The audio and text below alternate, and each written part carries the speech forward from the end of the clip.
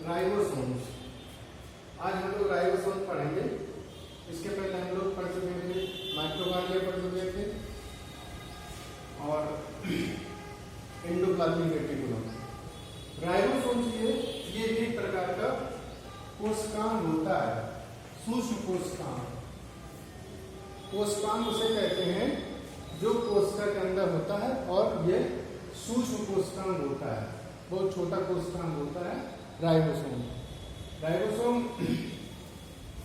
अगर संरचना देखी जाए तो ये गोलाकार होते हैं और लगभग 250 एंगस्ट्रॉम के होते हैं, 250 एंगस्ट्रॉम के।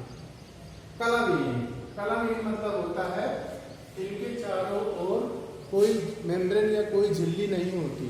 मेम्ब्रेनलेस मतलब विदाउट मेम्ब्रेन, मतलब इनके चारों ओर कोई झिल्ली नहीं होती, कोई मेम्ब्रेन नहीं होती और ये गोलाकार होते हैं, इसलिए इसको कलाविहीन कहा गया है।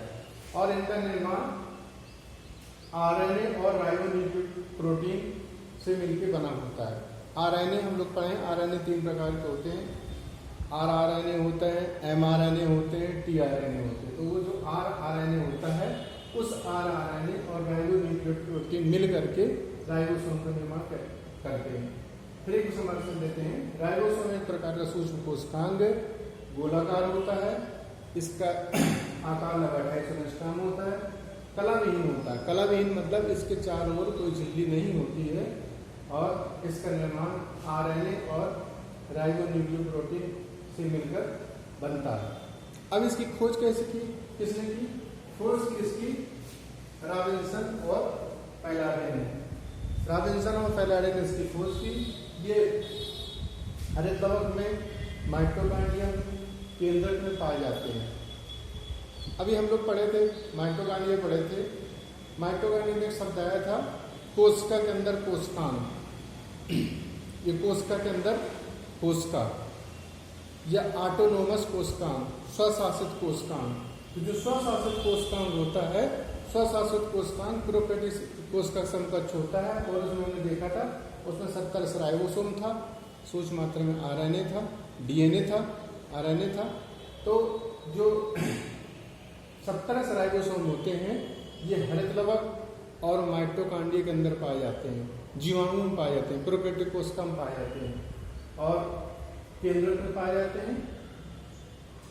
और इनको राइबोन्यूक्लिक प्रोटीन कण भी कहते हैं क्योंकि ये आरएनए से मिलकर बने होते हैं, आरएनए प्रोटीन से, इसलिए इसको राइबोन्यूक्लिक प्रोटीन कण भी कहते हैं। फिर एक बार समझ लेते हैं। जो 70 राइबोसोम होते हैं, 70 राइबोसोम हरित कवक में, माइटोकॉन्ड्रिया में पाए जाते हैं, जीवाणु में पाए जाते हैं और विशेषता ये होती है कि ये प्रोकैरियोटिक कोशिका के अंतर के अंत में पाए जाते हैं। अब ये 2 प्रकार के राइबोसोम होते हैं, 70 राइबोसोम, 80 राइबोसोम। तो 70 राइबोसोम होते हैं, 70 राइबोसोम छोटे होते हैं, इनका निर्माण 50 एस सब यूनिट और 30 एस सब यूनिट से मिलकर बना होता है। जो 70 राइबोसोम होते हैं उनका निर्माण 50 एस 2 भागों में बटे होते हैं, 50 एस और 30 एस सब यूनिट के बने होते हैं। 70 राइबोसोम कहाँ पाए जाते हैं? 70 राइबोसोम पाए जाते हैं जीवाणु में पाए जाते हैं, हरित कवक में पाए जाते हैं, माइटोकॉन्ड्रिया में पाए जाते हैं 70 राइबोसोम। जो इसका एस होता है, एस का मतलब होता है अवसादन गुणांक, सेडिमेंट्री पॉइंट, अवसादन गुणांक। अवसादन गुणांक किसे कहते हैं कि एक यंत्र होता है, इंस्ट्रूमेंट होता है, उसमें घुमाते हैं टेस्ट ट्यूब डाल के। फिर टेस्ट ट्यूब में अनेक प्रकार के राइबोसोम डाल देते हैं, फिर उसको सेंट्रीफ्यूज करते हैं, घुमाते हैं मशीन से। तो जो राइबोसोम 70 में आके स्थिर हो जाते हैं उन्हें 70 राइबोसोम कहते हैं। जो 80 में आके स्थिर हो जाते हैं उन्हें 80 राइबोसोम कहते हैं। इसे कहते हैं अवसादन गुणांक या सेडिमेंटेशन पॉइंट। इसके पश्चात आता है 80 राइबोसोम। 80 राइबोसोम जो होते हैं ये बड़े होते हैं, इनका निर्माण 60 और 40 सब यूनिट से मिलकर बना होता है। जो 60S वाला भाग होता है, अभी हम लोग पढ़े थे एंडोप्लाज्मिक रेटिकुलम, जो एंडोप्लाज्मिक रेटिकुलम होता है उससे 60S वाला भाग जुड़ा होता है।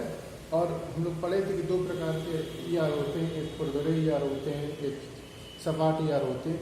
जो खुरदुरे ईआर होते हैं उनमें 80S राइबोसोम का 60S वाला भाग जुड़ा होता है और इस प्रकार से 80S राइबोसोम यूकैरियोटिक कोशिकाओं में पाए जाते हैं और एंडोप्लाज्मिक रेटिकुलम से जुड़े होते हैं। अब राइबोसोम में इसके पास से आता है डाइमर, एक शब्द आता है। अब राइबोसोम का निर्माण कैसे होता है? तो मैग्नीशियम सांद्रता, जो मैग्नीशियम की सांद्रता होती है, मैग्नीशियम सांद्रता अगर कम हो जाती है, हम लोग देख रहे हैं कि दोनों अलग अलग है, जब सांद्रता कम हो जाती है दोनों अलग अलग हो जाते हैं, जब सांद्रता समान होकर जुड़ जाते हैं, जब सांद्रता थोड़ा और बढ़ती है तो दो राइबोसोम जुड़ जाते हैं, उसे कहते हैं डाइमर। डाइमर मतलब दो राइबोसोम का जुड़ जाना, उसे डाइमर कहते हैं। एक शब्द आता है पॉलीराइबोसोम, सामने लिखा है पॉलीराइबोसोम। पॉली मतलब होता है अनेकों, राइबोसोम मतलब राइबोसोम, अनेकों आपस में जुड़े होते हैं। प्रोटीन संश्लेषण, राइबोसोम मुख्य कार्य होता है प्रोटीन संश्लेषण करना। प्रोटीन संश्लेषण हम लोग आगे बढ़ेंगे।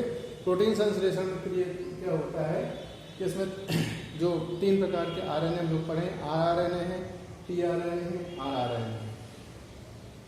आरआरएनए, टीआरएनए और एमआरएनए। जो एमआरएनए होता है, मैसेंजर आरएनए होता है, वो संदेश लेके आता है कि किस प्रकार का प्रोटीन संश्लेषण होगा। और हम लोग जानते हैं कि प्रोटीन निर्माण 20 अमीनो एसिड के बना होता है, तो ये 20 अमीनो एसिड जुड़ करके विभिन्न प्रकार की हजारों लाखों प्रकार की प्रोटीन का निर्माण करते हैं। इसमें 2 प्रोसेस होती हैं, आगे हम लोग पढ़ेंगे। एक ट्रांसक्रिप्शन होती है, एक ट्रांसलेशन होता है। ट्रांसक्रिप्शन क्रिया वह क्रिया होती है जिसमें एमआरएनए का निर्माण होता है। एमआरएनए निर्माण केंद्रक में डीएनए से होता है और डीएनए से एमआरएनए बन करके संदेश लेके आते हैं कोशिका में, और उन कोशिका को में जब ये एमआरएनए आते हैं तो टीआरएनए उनके संदेश को पढ़ लेते हैं और उस संदेश के हिसाब से प्रोटीन संश्लेषण होता है। तो ये क्रिया कोशिका द्रव्य में होती है और इसे कहते हैं प्रोटीन संश्लेषण। तो अनेकों राइबोसोम आकर के एमआरएनए जो होता है, अनेकों राइबोसोम जुड़ जाते हैं, उसे कहते हैं पॉलीराइबोसोम। इसके पश्चात हम लोग पढ़ेंगे, इसका स्ट्रक्चर देखेंगे राइबोसोम का। राइबोसोम का ये 30 सब यूनिट है और ये 50 सब यूनिट है। 30 सब यूनिट होता है। 30 सब यूनिट में क्या होता है? छोटा भाग होता है, ऊपरी भाग इसका हेड है और निचला भाग बेस है। जो हेड होता है ऊपरी भाग होता है और निचला भाग बेस होता है। 30 सब यूनिट। और जो 50 सब यूनिट होता है, इसमें ये आराम कुर्सी पर आराम से बैठ जाते हैं, आराम कुर्सी समान होता है। बगल में हत्था होते हैं जो स्टाफ होता है और सेंट्रल प्रोट्यूबरेंस होता है जिससे आदमी जो पीछे टिक जाते हैं, जो आराम कुर्सी होती है, उसी आराम कुर्सी के समान ये राइबोसोम होता है। तो राइबोसोम ये इसका स्ट्रक्चर हो गया। राइबोसोम 2 प्रकार के होते हैं, 70 राइबोसोम। इसका मुख्य काम होता है, राइबोसोम का मुख्य कार्य होता है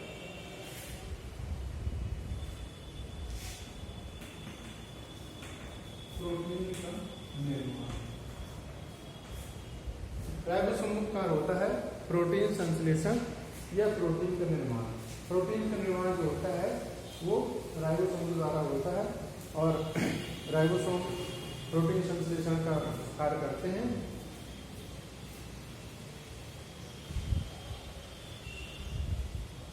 और राइबोसोम के द्वारा प्रोटीन निर्माण होता है। एक बार हम और देख लेते हैं, दोबारा रिमाइंड कर लेते हैं। जो राइबोसोम होता है, राइबोसोम एक प्रकार का सूक्ष्म कोशिकांग होता है, गोलाकार होता है, कलाविहीन होता है। इसका निर्माण आरएनए प्रोटीन से बना होता है। इसकी खोज कई वैज्ञानिक ने की थी, तो एक वैज्ञानिक हम लोग याद कर सकते हैं। और राइबोसोम मुख्य 70 राइबोसोम जो होते हैं हर तरह माइटोकॉन्ड्रिया में पाए जाते हैं और जो 80 राइबोसोम होते हैं यूकैरियोटिक कोशिकाओं में पाए जाते हैं। राइबोसोम 2 प्रकार के होते हैं, 70 राइबोसोम होता है, 80 राइबोसोम होता है। 70 राइबोसोम छोटे होते हैं, 50 से 30 सब यूनिट जुड़े होते हैं। 80 राइबोसोम 60 और 40 सब यूनिट से मिलकर बने होते हैं। इसमें जो कुछ चीज कंपटीशन में जैसे डाइमर कंपटीशन में आता है। डाइमर वो होता है जब 2 राइबोसोम आपस में जुड़ जाते हैं, उसे डाइमर कहते हैं। इसी प्रकार से पॉलीराइबोसोम आता है। पॉलीराइबोसोम उसे कहते हैं जब अनेकों राइबोसोम आपस में जुड़ जाते हैं, उसे पॉलीराइबोसोम कहते हैं। इसी प्रकार से ये कोई भी क्वेश्चन आता है कि राइबोसोम का कौन सा भाग एंडोप्लाज्मिक रेटिकुलम से जुड़ा होता है, तो राइबोसोम का 60S वाला भाग एंडोप्लाज्मिक रेटिकुलम से जुड़ा होता है और ये प्रोटीन संश्लेषण करता है। राइबोसोम 2 सब यूनिट से होता है, ये सब इसका जो योग होता है उसका सब यूनिट का योग राइबोसोम नहीं होता है, जैसे कुछ लोग सोचते हैं कि इसका योग, लेकिन योग नहीं होता है, वो अलग अलग उसका होता है। वो एस का मतलब होता है सेडिमेंटेशन पॉइंट और साधन गुणांक, जिस उस पर स्थिर होते हैं पॉइंट पर राइबोसोम, उसे अवसादन गुणांक कहते हैं। ये भिन्न भिन्न प्रकार का हो सकता है, ठीक, अवसादन गुणांक। इसके पश्चात इसका जो मुख्य कार्य होता है, मुख्य कार्य होता है प्रोटीन संश्लेषण। प्रोटीन संश्लेषण 2 प्रोसेस होती है, एक होता है ट्रांसक्रिप्शन होता है, दूसरा ट्रांसलेशन होता है। ट्रांसक्रिप्शन क्रिया में DNA से mRNA बन के आता है कोशिका द्रव्य में केंद्रक से, और mRNA संदेश लेकर आता है किस प्रकार की प्रोटीन संश्लेषण होना है। और जो ट्रांसलेशन प्रोसेस होती प्रक्रिया होती है, उसे प्रोटीन संश्लेषण होते वो प्रोटीन का निर्माण होता है। और ये प्रक्रिया लगातार उसका में प्रोटीन संश्लेषण प्रक्रिया लगातार चलती रहती है। और हम लोग आगे पढ़ेंगे जीन एंजाइम थ्योरी। तो जीन होता है वो एंजाइम बनाता है, एंजाइम से प्रोटीन बनता है, प्रोटीन शरीर बनता है। तो जो फिनोटाइप होता है, जो शरीर दिख रहा है, जो शरीर का निर्माण हो रहा है, ये जितने जीवधारी जंतुओं जीवधारी जो शरीर होता है वो फिनोटाइप होता है, और वो एक प्रकार का प्रोटीन संश्लेषण से ही बनता है। प्रोटीन से ही जीवधारियों से विभिन्न प्रकार का कोशिका में हजारों लाखों प्रकार की प्रोटीन लगातार बनती रहती है, और ये प्रक्रिया लगातार राइबोसोम के सहयोग से होती रहती है।